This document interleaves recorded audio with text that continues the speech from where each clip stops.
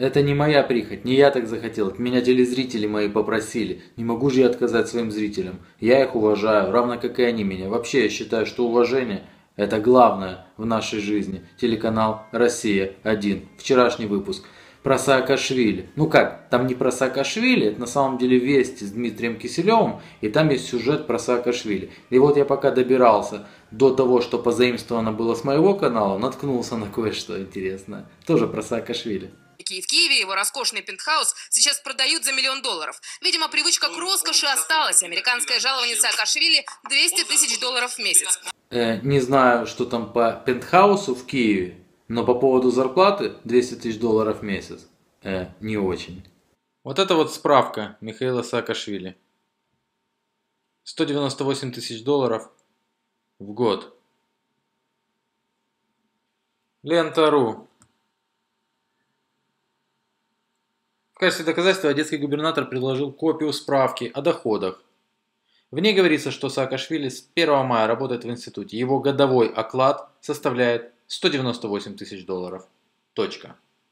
Ну с этим разобрались, правда? А теперь перейдем к юмористу Филимонову, который пел дифирамбы Саакашвили, ну и которого я обсмеял на своем канале. И он рассказал о том, что на могиле Роберта Кеннеди есть определенная надпись. На самом деле на могиле такой надписи и близко нет.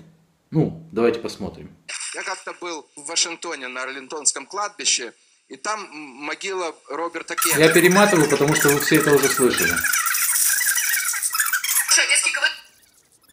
Одесский КВНщик весьма грубо и неточно перевел фрагмент эпитафии на могиле Роберта Фрэнсиса Кеннеди.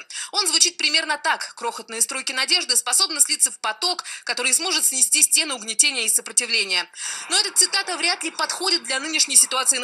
Фоточку же могли в другом месте взять? Или ленитесь?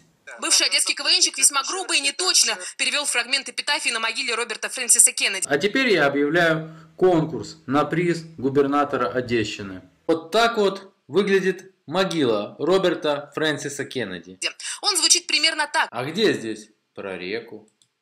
Почему нижние циферки срезаны? Ну вот так вот я растянул, да и обрезал. Торопился просто. Очень смешно показалось и торопился. Кстати, эту тему я делал часа 2,5. Крохотные струйки надежды способны слиться в поток, который сможет снести стены угнетения и сопротивления. Посылают крошечные импульсы надежды.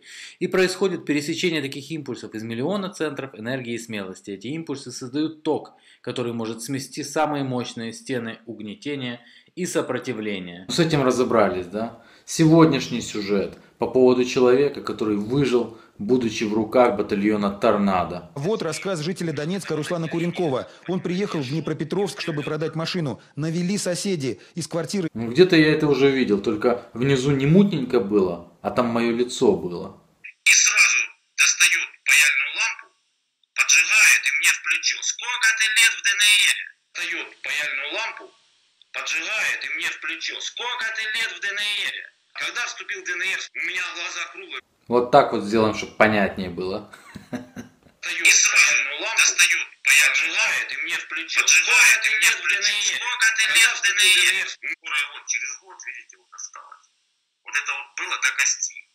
Вы потом сможете, да, прислать? Ну вот тут, кстати, я даже мутненько, так мутненько просматриваюсь. Вот через год, видите, вот осталось. Вот это вот было до кости. Неизвестно, знают. Вот через год, видите, вот осталось. Вот это вот было до кости. Неизвестно, знают. И тут, знаете, можно там что-то говорить, там много, и там еще что-то. Но я могу сказать только одно. Ребята, я расстроился.